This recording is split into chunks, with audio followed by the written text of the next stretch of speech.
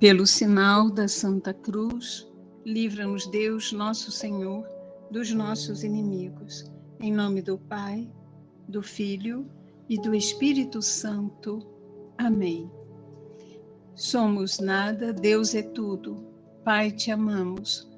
Continua a divina vontade, olhando em nossos olhos, escutando em nossos ouvidos, falando em nossas bocas, respirando em nossos respiros, circulando em nosso sangue, palpitando em nossos corações, amando e perdoando em nós, movendo em nossos movimentos, sofrendo em nossos sofrimentos, e nossas almas unidas à tua vontade, sejam os crucifixos viventes e imolados para a glória do Pai, orando em nós. E depois oferece-te a ti mesmo esta oração como nossa, para satisfazer-te pelas orações de todos e para dar ao Pai a glória que deveriam dar todas as criaturas. Amém.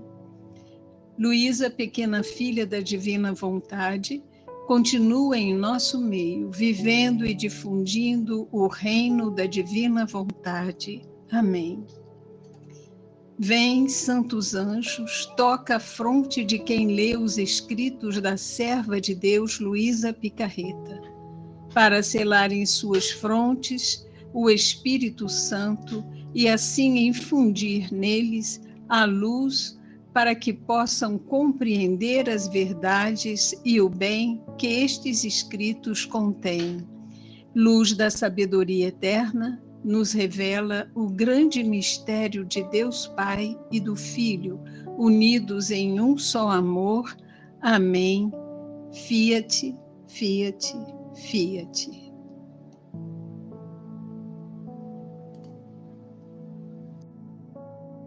Agora vamos à leitura do livro 11, do dia 9 de maio de 1912, capítulo 16. Consumação de todo o nosso ser no amor. Esta manhã, encontrando-me no meu estado habitual, pensava em como podemos nos consumir no amor. E o bendito Jesus, ao vir, disse-me: minha filha, se a vontade não quer nada além de mim, se o intelecto não se ocupa com nada além de conhecer-me, se a memória não se lembra de nada além de mim, eis que as três potências da alma são consumidas no amor. Dessa forma, os sentidos. Se alguém fala só de mim, se ouve só o que me diz respeito, se desfruta apenas das minhas coisas, se trabalha e caminha só para mim, se o coração ama só a mim, se seus desejos desejam apenas a mim, eis que a consumação do amor formada nos sentidos. Minha filha, o amor tem um doce encanto, alegra a alma e cega tudo o que não é amor, e faz com que todos os olhos se voltem para tudo o que é amor. Assim, para quem ama, seja o que for que a vontade encontre, se for amor, torna-se toda olhos, se não, torna-se cega, estúpida e não compreende nada. De igual maneira, a língua, se precisa falar de amor, sente tantos olhos de luz fluindo em sua palavra e se torna eloquente, senão balbucia e acaba por emudecer. Assim com todo o resto. Fiat.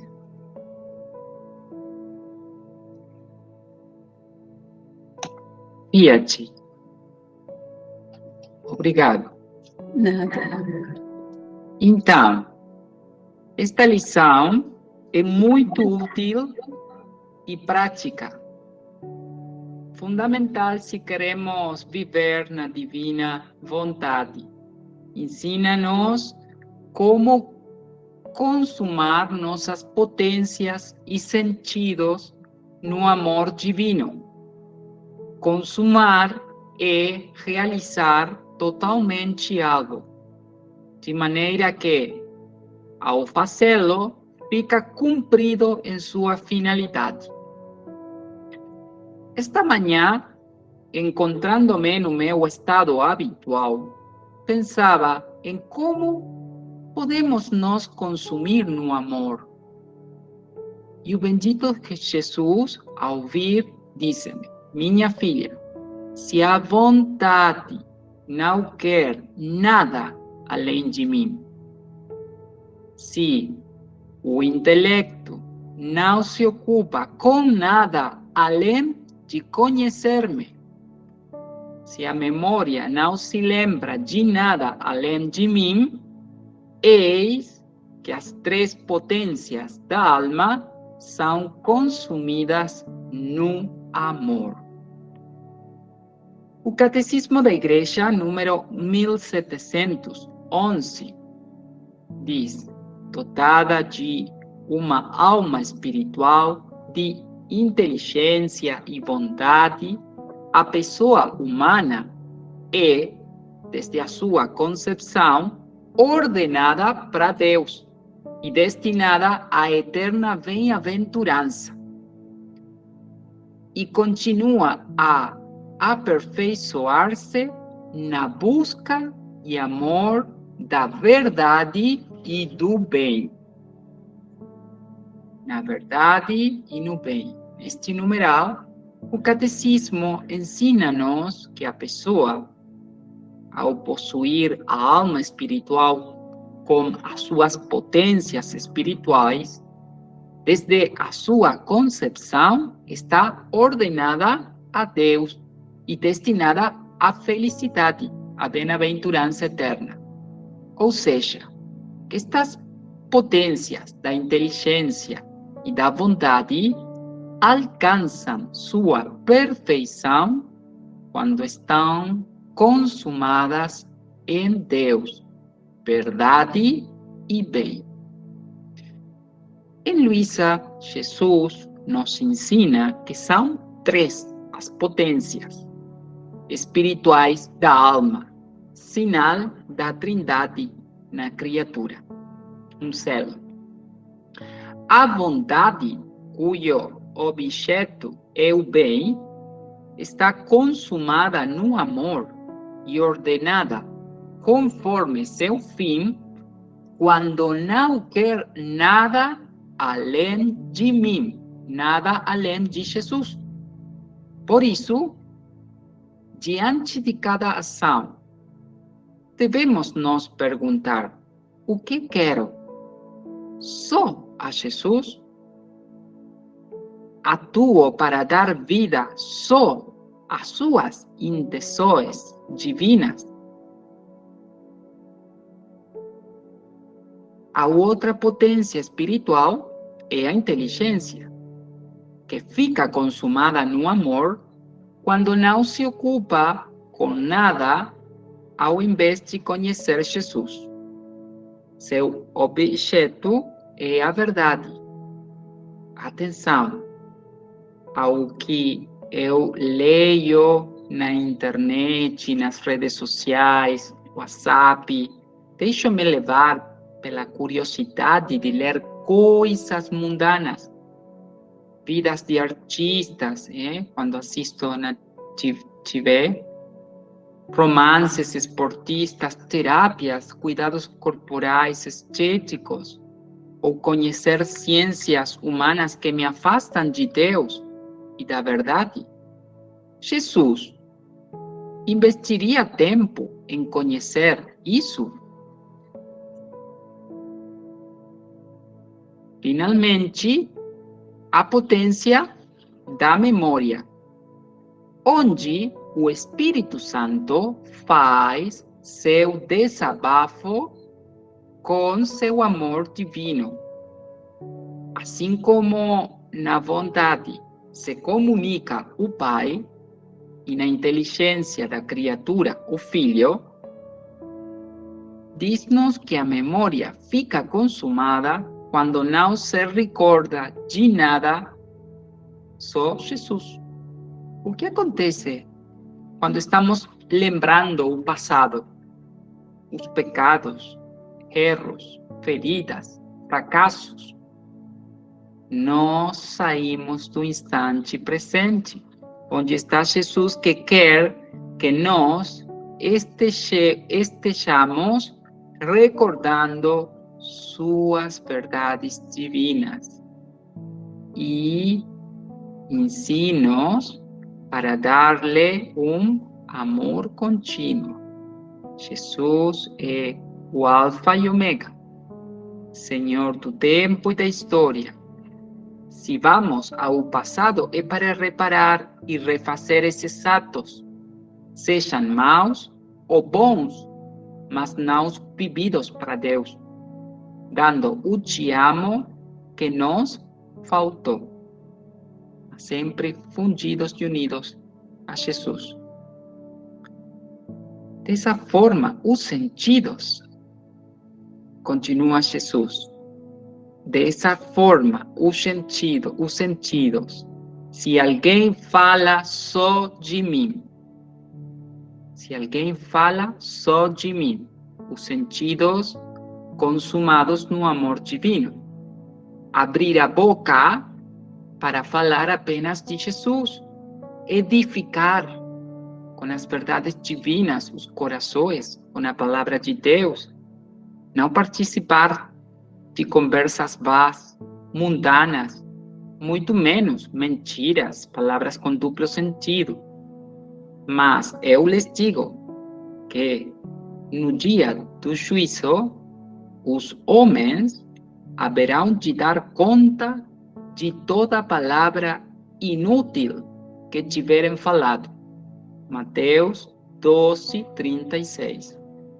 Evite, porém, controvérsias tolas, genealogias, discussões e contendas a respeito da lei, porque essas coisas são inúteis e sem valor. Tito 3:9. Então, atenção, estou falando só de Jesus. São palavras de bem, palavras de amor, palavras com valores. Se houve só o que me diz respeito, Jesus não vai escutar fofocas, falatórios, palavras quando falam mal do sacerdote, igreja, o próximo. Se desfruta apenas das minhas coisas. A divina vontade mudará nossos gostos para encontrar deleite nas coisas divinas, em seus ensinamentos de céu, em tudo o que sabe a pureza, inocência, verdade. Continua, se trabalha e caminha só para mim. Não trabalhar com propósitos humanos, ganhar mais dinheiro, ascender do posto, ou porque tem que fazê-los simplesmente, senão sempre ir a trabalhar com a intenção de dar vida à divina vontade nesse ato de trabalhar e em todos. Se o coração ama só a mim, se seus desejos desejam apenas a mim, eis a consumação do amor formada nos sentidos. Importante, porque o coração, em seus desejos, sentimentos, afetos, não deve substituir a Deus pelas criaturas humanas. Deve-se amar em cada pessoa a Jesus. em cada pensamento, palavra, ato que faço ou pessoa com quem me relaciono, só procuro Jesus? Só procuro Jesus? Minha filha, o amor tem um doce encanto, alegra a alma e cega tudo o que não é amor, faz com que todos os olhos se voltem para tudo o que é amor. Assim, para quem ama, seja o que for que a vontade encontre, se for amor, torna-se toda olhos. Se não, torna-se cega, estúpida e não compreende nada. De igual maneira, a língua. Se precisa falar de amor, sente tantos olhos de luz fluindo em sua palavra e se torna eloquente.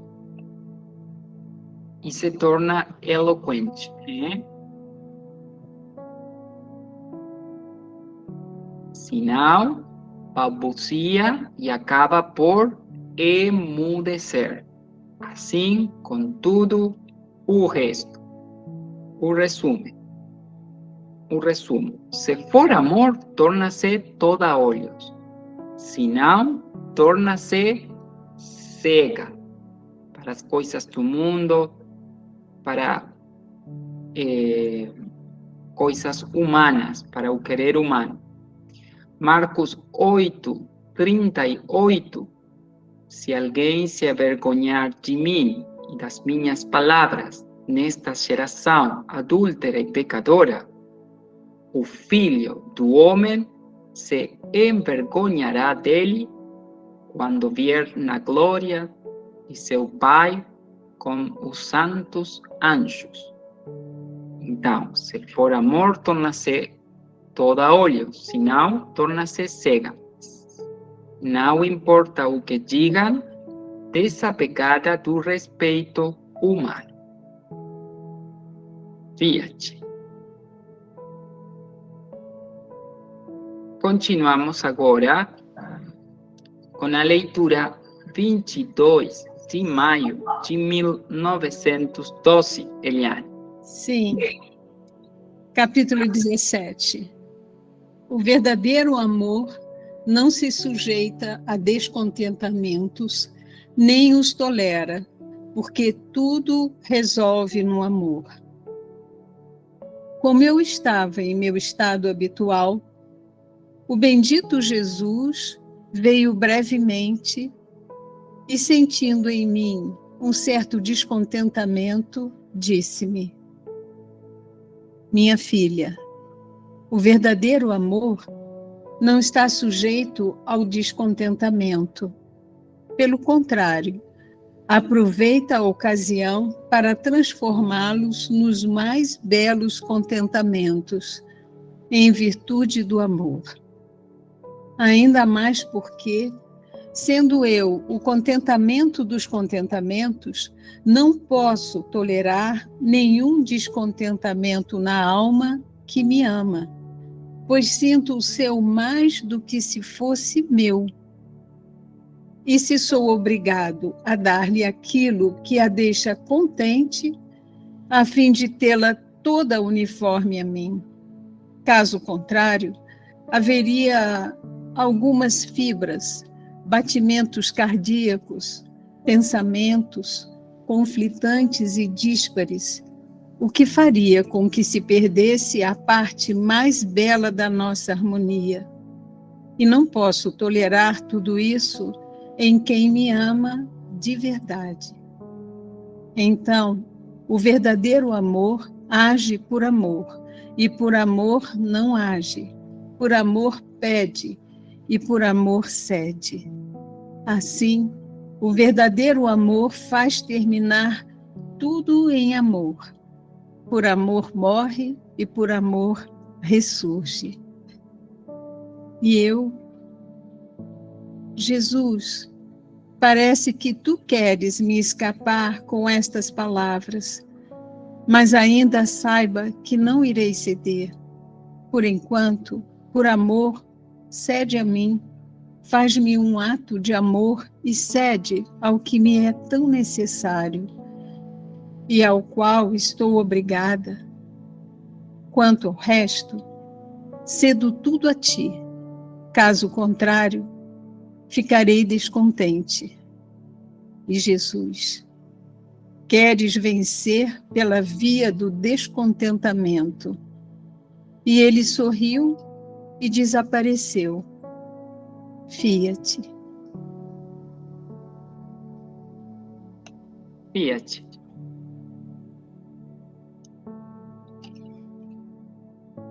O verdadeiro amor não se sujeita a descontentamentos nem os tolera, porque tudo resolve no amor. Outra lição muito prática também. Como eu estava no meu estado habitual, o bendito Jesus veio brevemente e se balbucia e acabava só. Como eu estava em meu estado habitual, o bendito Jesus veio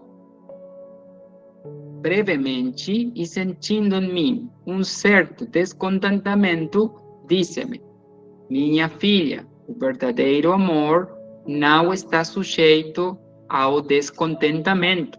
Pelo contrário, aproveita a ocasião para transformá-los nos mais belos contentamentos em virtude do amor.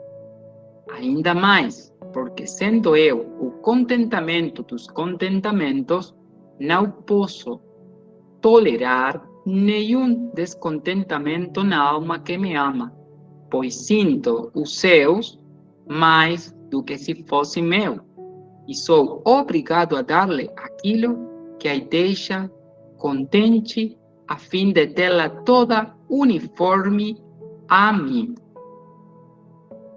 Quando está fundida, a alma experimenta o doce encanto para tudo o que sabe amor. Se torna toda olho e toda cega para o que é pecado, mundo, carne. Por isso mudam os pensamentos, amizades, conversações. A alma fica como estúpida por seu entorno social e fanática, Relembrando o capítulo anterior, ela só vive para contentar a Jesus e essas humilhações faz ganâncias porque atualiza as humilhações de Jesus e as burlas que ele recebeu, renovando o valor e o efeito divino para redimir, santificar os homens de todos os tempos. Se estamos vivendo agora na divina vontade, não pode haver descontentamento, porque a divina vontade, temos que pensar que é a fonte das alegrias divinas. Mesmo na dor e a cruz, há alegria divina.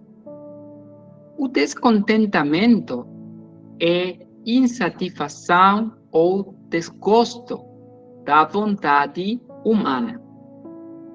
Agora, a alma deve aproveitar tudo aquilo que gera tristeza e mudá-lo em fonte de alegrias. Para isso, devemos voltar o olhar sempre em Jesus. O descontentamento, o negativo, o transformamos em positivo, contentamento pelo amor. Ou seja, estou vivendo uma cruz de humilhação, de enfermidade. Vê-lo como que Jesus me ama tanto que me dá semelhança divina com Ele através da cruz. Em vez de ver cruz, vejo almas salvas. Em vez de ver dor em meu corpo, vejo com eles cicatrizar as chagas do corpo sofredor de Jesus. Isso me trará paz, alegria. Ainda mais, porque sendo eu o contentamento dos contentamentos, não posso tolerar nenhum descontentamento na alma que me ama. Pois sinto o seu mais do que se fosse meu, e sou obrigado a dar-lhe aquilo que a deixa contente, um excesso de amor para que a alma não saia da divina vontade, a fim de tê-la toda uniforme a mim. Caso contrário, abriria algumas fibras, batimentos cardíacos, pensamentos conflitantes e dispares, que faria com que se perdesse a parte mais bela de nossa harmonia. E não posso tolerar tudo isso em quem me ama de verdade. Como viver na divina vontade é troca de vida com Jesus, e a alma que está vivendo de Jesus não pode estar descontente com a vida de Deus. Significaria que Deus não é absoluto, para saciar-se a si e aos demais, o que não pode ser.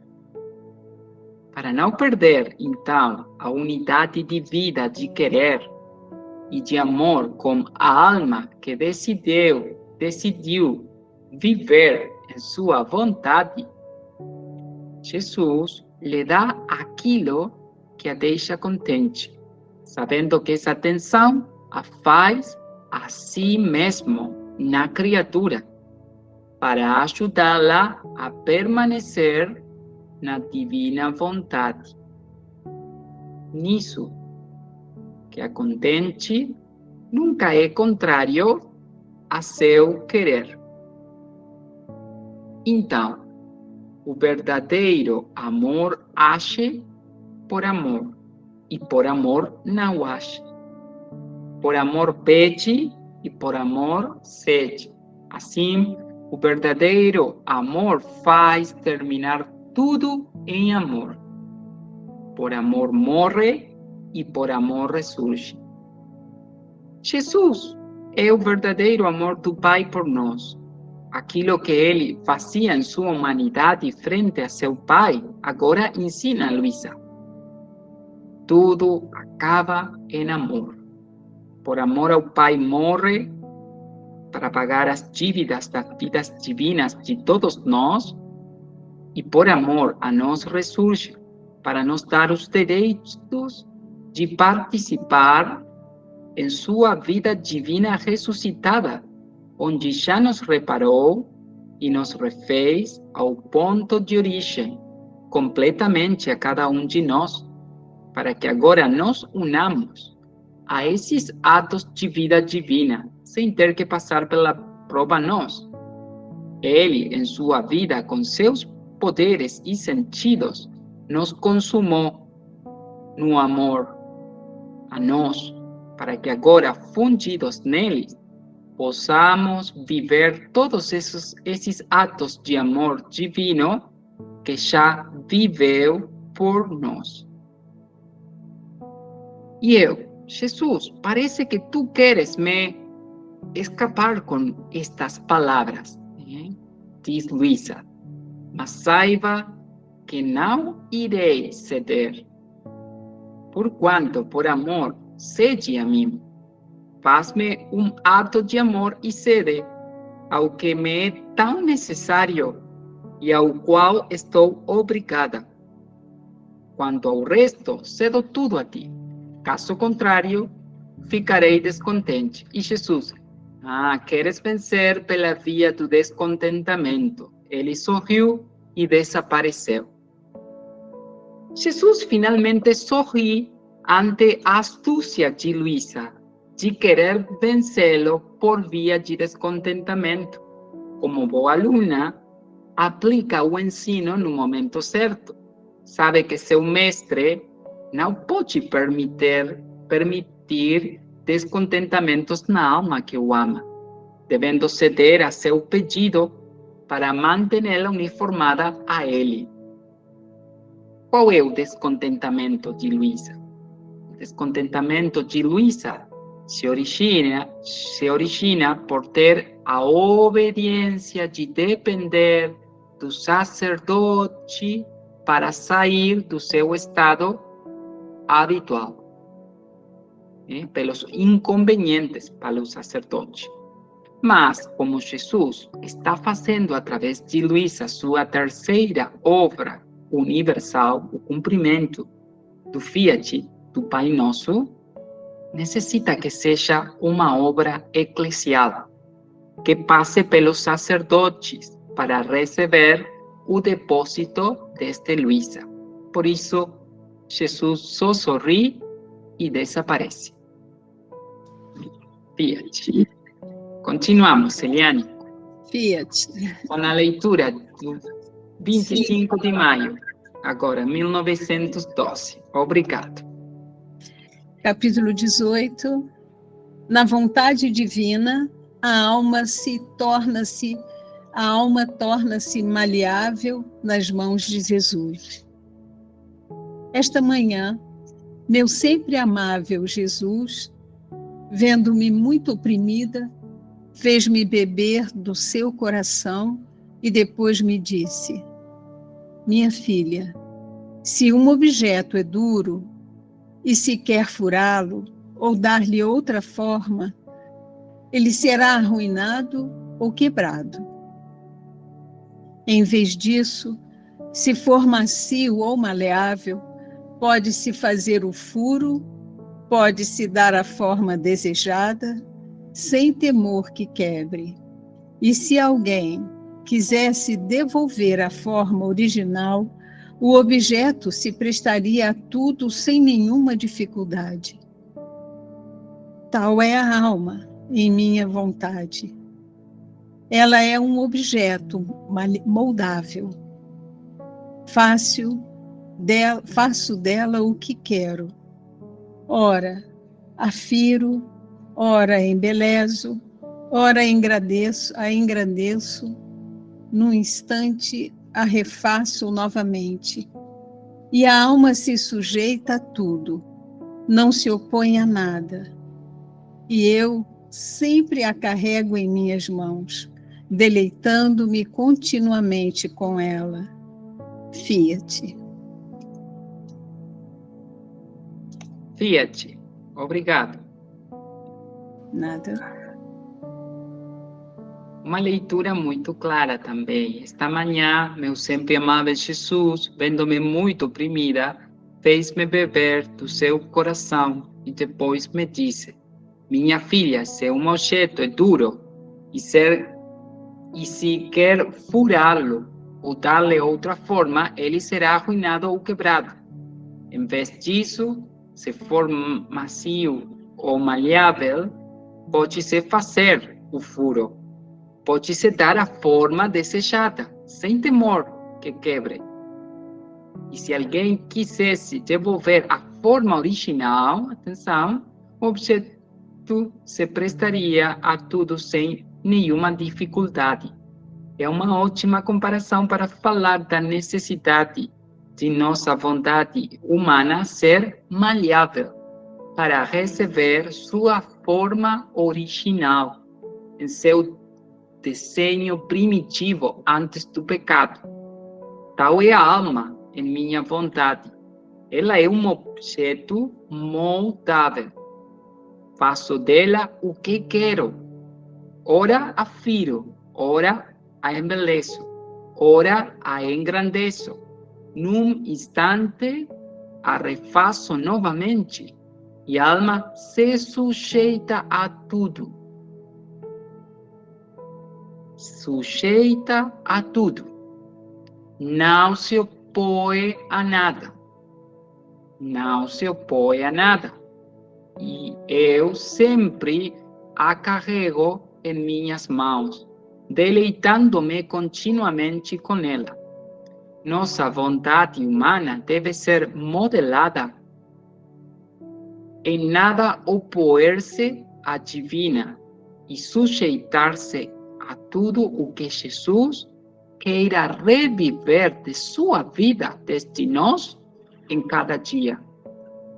Pois a alma perde os direitos de dispor de sua própria vida. A palavra de Deus, Isaías 29:16, vocês viram as coisas de cabeça para baixo, como se fosse possível imaginar que o oleiro é igual ao barro. Acaso o objeto formado pode dizer àquele que o formou, ele não me fez? E o vaso poderá dizer do oleiro, ele nada sabe. Romanos 9:20-21. Mas quem é você, o homem, para questionar a Deus? Acaso aquilo que é formado pode dizer ao que o formou, por que me fizeste assim? O oleiro não tem direito de fazer do mesmo barro um vaso para fins nobres e outro para uso desonroso? Então, o porquê não entra na divina vontade. Os porquês da alma. Ela se sujeita a tudo. Precisamente nas horas da paixão, quando Jesus está no meio dos soldados, das 4 às 5 da madrugada, repara e vence todas as oposições de nossas vontades humanas à divina. Quando escolhemos agir com modos humanos e não com modos divinos, e quando submetemos a vontade divina como escrava de nosso querer e as paixões, fazendo dela um harapo e jogo, obrigando-se a concorrer em um ato pecaminoso. Nos atos de Jesus, em sua paixão nas mãos dos soldados, vejo que se apoderam de ti, cobrem-te o rosto de densos escarros, a luz dos teus belos olhos fica coberta por eles. E tu, derramando rios de lágrimas para nossa salvação, afastas dos teus olhos aqueles escarros. E os teus inimigos, não sendo capazes de suportar a luz dos teus olhos, voltam de novo a cobri-los de escarros. Outros, sendo os mais atrevidos no mal, abrem-te a boca dulcíssima e enchem-na de escarros mal cheirosos ao ponto deles mesmos sentirem náusea. Alguns dos escarros caem, estes permitem ver a majestade do teu rosto e a tua sobre-humana ternura, e eles sentem-se arrepiar e envergonham-se de si próprios. E para se sentirem mais livres, vendam teus olhos com um trapo vilíssimo, de modo a poderem desforrar-se na tua adorável pessoa. Batem-te sem piedade, arrastam-te, pisam-te, voltam a dar-te socos, bofetadas no teu rosto e na cabeça, arrastando-te e puxando-te pelos cabelos, tirando-te de um lado para o outro. O que os soldados fazem a Jesus é o que nossas vontades humanas fazem à divina. O que Jesus faz é o que nossa vontade deveria fazer agora. que faz Jesus? Eu vejo que não respiras. Não dizes nada para te defenderes. Não dizer nada. Que estás nas mãos dos soldados como um farrapo e podem fazer de ti aquilo que quiserem. E vendo-se que se atiram a ti, temo que tu morras debaixo dos seus pés. Estais nas mãos dos soldados, eu nas mãos de Jesus. Não dizer nada, para que ele possa fazer de mim aquilo que ele quer. E eu dar a correspondências por aqueles que nunca vão fazer o que Deus quiser. E a glória e a adoração em nome deles. Quando os soldados distribuíram suas vestes, foi feito presente a Jesus, presente quando as criaturas, fazendo sua vontade, fazem um jogo da sua. E também quantas vezes dividem com suas paixões as vestes da inocência que possuía Adão no Éden.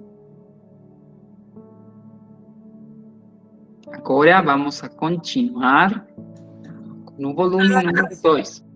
Obrigado. Nada. Então, pode começar, Ana. 31 de março de 1899, capítulo 8. Só existe uma salvação, o céu, mas há muitas maneiras de chegar lá. Como só uma é a cruz, mas feita de vários pedaços de madeira. A preciosidade do sofrimento. Esta manhã, o meu adorável Jesus fez-se ver crucificado, e depois de me ter comunicado as suas dores, disse-me: muitas são as chagas que me fizeram sofrer em minha paixão, mas uma foi a cruz.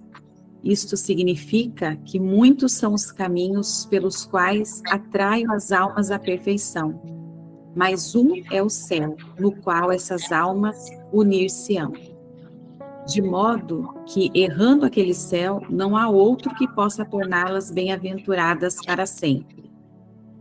Depois acrescentou: olhe um pouco, uma é a cruz, mas de vários troncos foi formada essa cruz.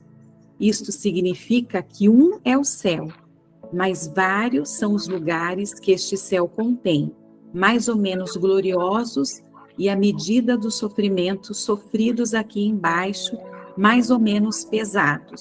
Esses lugares serão distribuídos.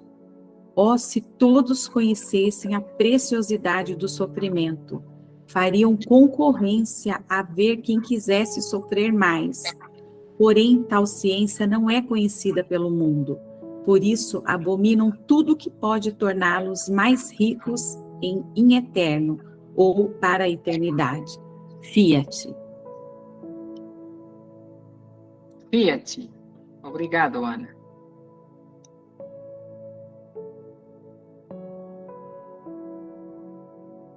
Nesta leitura, Jesus lhe participa suas dores a Luísa e lhe diz: muitas são as chagas que me fizeram sofrer em minha paixão, mas uma foi a cruz. Muitas são as chagas que lhe fizeram sofrer em sua paixão externa, não só nas mãos e pés, mas também a do ombro e do lado aberto, e podemos dizer tantas chagas por quantas feridas lhe fez o querer humano. Assim também uma foi a cruz de madeira, mas interiormente a crucificação de sua vontade humana foi contínua para dar vida à vontade de seu Pai. Uma foi a cruz, o querer do Pai.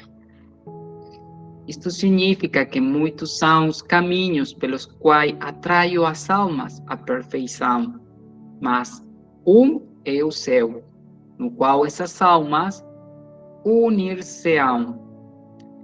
Algumas almas as levam à santidade através do caminho da dor, outras através do amor, segundo sua sabedoria divina, mas todas gozarão um mesmo céu, a vontade da Santíssima Trindade. De modo que, errando aquele céu, não há outro que possa torná-las bem-aventuradas para sempre. Aqui a alma tem que estar atenta. Além dos caminhos espirituais, apostolados ou práticas religiosas que se lhe apresentem ou escolha na vida, não errar o céu da divina vontade, pois, escolhendo o querer humano ainda nas coisas santas, corre o risco de perder os bens que Deus lhe havia preparado e morrer espiritualmente. Atenção de escolher sempre a vontade de Deus e em todas as ações. Nunca a vontade humana, menos ainda o pecado. É o caminho que a Igreja de Alemanha está seguindo, por exemplo. Usa o caminho sinodal para legitimar a ideologia de gênero contrária à fé católica. Olhe um pouco, uma é a cruz, mas de vários troncos foi formada essa cruz. Isto significa que um é o céu, mas vários são os lugares que este céu contém. Mais ou menos gloriosos, e à medida dos sofrimentos sofridos aqui embaixo, mais ou menos pesados, estes lugares serão distribuídos. Todos vamos para o mesmo céu.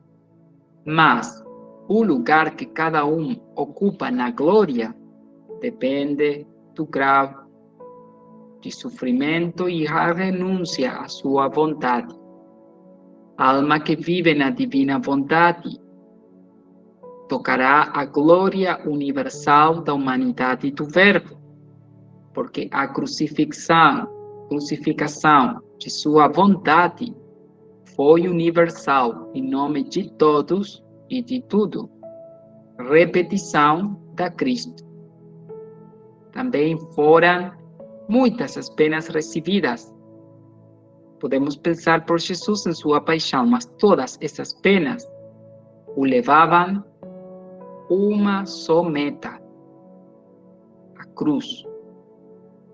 Portanto, os caminhos do cristão que Deus põe à sua disposição para que corresponda a seu amor e assim poder alcançar o céu são muitos. E nestes caminhos, as penas e os sofrimentos também são muitos. Mas, se são bem levados, ou seja, com a mesma correspondência de amor que ele teve com seu Pai Celestial, essas penas e sofrimentos têm como meta nos ajudar a alcançar o céu. Dependendo dos sofrimentos mais ou menos graves suportados pacientemente aqui na Terra, assim serão distribuídos os postos gloriosos que Deus lhes concederá no céu. Oh, se todos conhecessem a preciosidade do sofrimento, fariam concorrência a ver quem quisesse sofrer mais. Porém, tal ciência não é conhecida pelo mundo. Por isso, abominam tudo o que pode torná-los mais ricos eternamente. E tolos somos, cada vez que Jesus não concede viver sua cruz, cada vez a rejeitamos, pois Ele quer nos fazer ricos por toda a eternidade. E em nossa laia vamos buscando conhecer as coisas do mundo, desprezando as coisas divinas. Tudo o que é humano é perda, pois temos que nos esvaziar disso no purgatório. Por isso os santos foram os mais inteligentes, ao querer conhecer e amar só a Deus. Com São Paulo dizemos: pois decidi nada saber entre vocês, a não ser Jesus Cristo e a este crucificado. Coríntios 1, 2 e 2. Agora lemos a leitura seguinte, 3 de abril de 1899, a leitura 9. Humildade e confiança, capítulo 9. Depois de ter passado alguns dias de privação e de lágrimas, eu me encontrava toda confusa e aniquilada em mim mesma. Em meu interior ia dizendo continuamente: diz-me, ó meu bem, por que te afastastes de mim? Em que te ofendi que não te deixas ver mais? E se te mostras é quase ofuscado e em silêncio? Ah, não mais me faça esperar, que meu coração não suporta mais. Finalmente Jesus se mostrou um pouco mais claro e, vendo-me tão aniquilada, me disse: se tu soubesses o quanto me agrada a humildade é a menor planta que se pode encontrar, mas seus ramos são tão altos que chegam até o céu. Estão em torno de meu trono e penetram até dentro de meu coração. A pequena planta é a humildade. Os ramos que produz desta planta são a confiança, de modo que não pode ser dada verdadeira humildade sem confiança. A humildade sem confiança é falsa virtude. Pelas palavras de meu Jesus se vê que meu coração não só estava aniquilado, mas também um pouco desanimado. Fiat.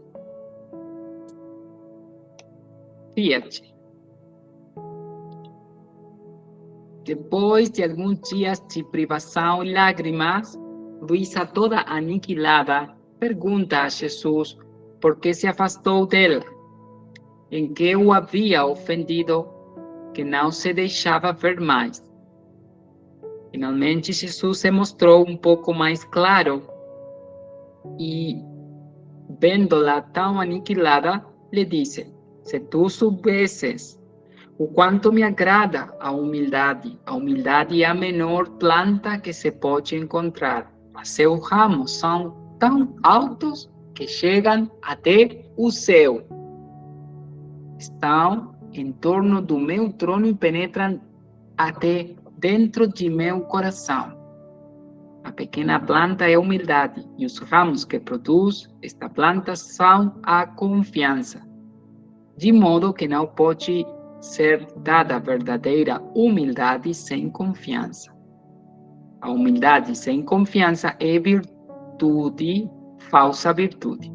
Jesus tornou-se um pouco mais claro e falou de como lhe agrada a virtude da humildade e confiança, que é a menor planta que se pode encontrar, mas tem ramos tão altos de chegar até o céu e penetrar o coração de Jesus. A verdadeira humildade se baseia na confiança, pois sem confiança é falsa virtude. Se a humildade é reconhecer diante de Deus o que alguém é, quando a alma toca seu nada, depois de ver sua miséria e pecado, necessita da confiança na misericórdia divina, que perdoa todo pecado e a reveste da santidade e pureza original pelos méritos da paixão de Jesus Cristo, para elevar-se até Deus e viver dentro do coração de Jesus a vida divina, e não ficar com seus próprios trapos. A virtude pela qual o homem reconhece que de si mesmo só tem nada e o pecado é a humildade. Tudo é um dom de Deus, de quem todos dependemos e a quem se deve toda a glória. São Francisco de Sales diz: o grau mais perfeito de humildade é agradar nos desprezos e humilhações. Vale mais diante de Deus um desprezo sofrido pacientemente por seu amor que 1000 jejuns e 1000 disciplinas. A humildade é a virtude dos santos e das pessoas cheias de Deus. Quanto mais crescem em importância, mais aumenta nelas a consciência da sua nulidade e de não poder fazer nada sem a graça de Deus. Assim são as crianças pequenas, e assim somos diante de Deus. O 2779 do Catecismo diz: a humildade faz-nos reconhecer que ninguém conhece o Pai, senão o Filho, e aquele a quem o Filho se dignar revelá-lo, quer dizer, os pequeninos. A palavra de Deus, Efésios 4, 2, 3. Sejam completamente humildes e dóceis. Sejam pacientes, suportando uns aos outros com amor. Façam tudo o esforço para conservar a unidade do Espírito pelo vínculo da paz. Pelas palavras de meu Jesus, continua Luísa, se vê que meu coração só estava aniquilado, mas também um pouco desanimado. Luísa fica toda humilhada ao dar-se conta da sua falta de confiança em Jesus, que sempre foi tão bom e misericordioso com ela, e que basicamente esta falta de confiança nele é falta de humildade. Agora acabamos com a última leitura, 5 de abril de 1899, a leitura número 10. Jesus mantém Luísa submersa em seu amor. Capítulo 10. Minha alma continuava em seu aniquilamento e com temor de perder o doce Jesus, quando num instante, de repente, fez-se ver e me disse: te tenho sobre a sombra da minha caridade. Portanto, assim como a sombra penetra em todos os lugares, então meu amor te mantém velada por toda parte e em tudo. Do que temes então? E como posso eu te deixar enquanto te tenho tão arraigada em meu amor? Enquanto Jesus assim dizia, eu queria lhe perguntar por que não se fazia ver segundo o seu costume, mas Jesus logo desapareceu e não me deu tempo de lhe dizer nem sequer uma palavra. Ó Deus, que aflição! Fia-te. Vamos resumir. Assim como a sombra penetra em todos os lugares, então meu amor te mantém velada por toda parte e em tudo. Do que temes então? E como posso eu te deixar enquanto te tenho tão arraigada em meu amor? Luísa ainda não compreende os motivos de Jesus, estamos no volume 2, para não vir vê-la e, portanto, continua a ter dúvidas por seu amor.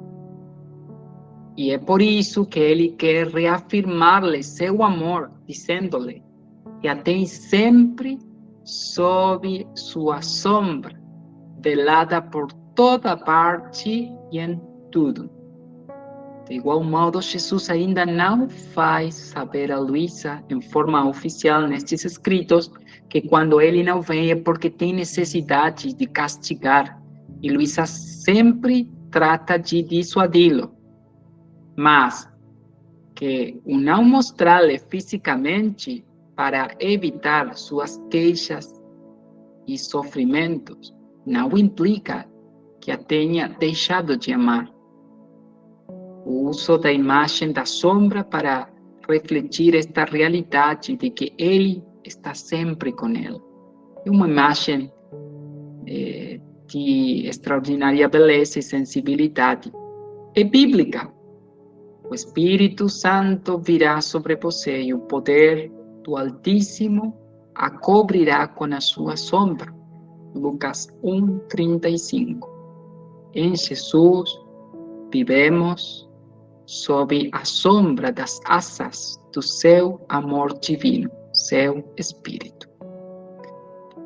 Fiat. Já estamos na hora que você combinou e você tem um compromisso. Então, a gente podia chamar o nosso querido...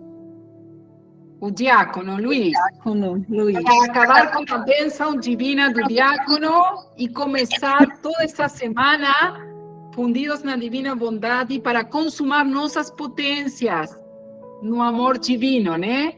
Para ter um treinamento divino, né? Dia a dia, a graça com a bênção para ser atletas, soldados, guerreiros de Jesus pelo reino. Sim. Muito bem. Vamos à bênção, então. Em nome do Pai, do Filho e do Espírito Santo. Amém. Quero abençoar-te com a mesma bênção que Jesus abençoou sua Mãe Santíssima antes de começar sua paixão. Portanto, por mediação e intercessão da Santíssima Virgem Maria, Mãe e Rainha da Divina Vontade, abençoo-te para imprimir em ti o triplo selo das três divinas pessoas, para que ressurja do teu decaimento e vivas do divino querer. Esta bênção, em nome do Pai, comunique e imprime na tua vontade a sua potência, fazendo de novo soberana de tudo. Em nome do Filho Jesus Cristo, comunique e imprime na tua inteligência a sabedoria. Em nome do Espírito Santo, comunique e imprime na tua memória o seu amor.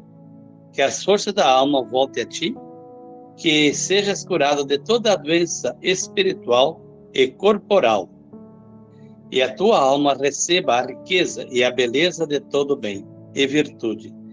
E para te rodear na defesa contra o demônio, o mundo e a carne, com Jesus abençoou todas as coisas que ele criou para que tu recebas abençoada por ele.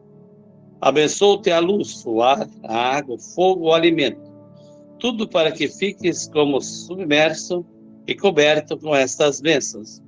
Junto com Jesus, abençoe-te o teu coração, a mente, os olhos, os ouvidos, o nariz, a boca, as mãos, os pés, o corpo, as entranhas, a respiração, todo o movimento.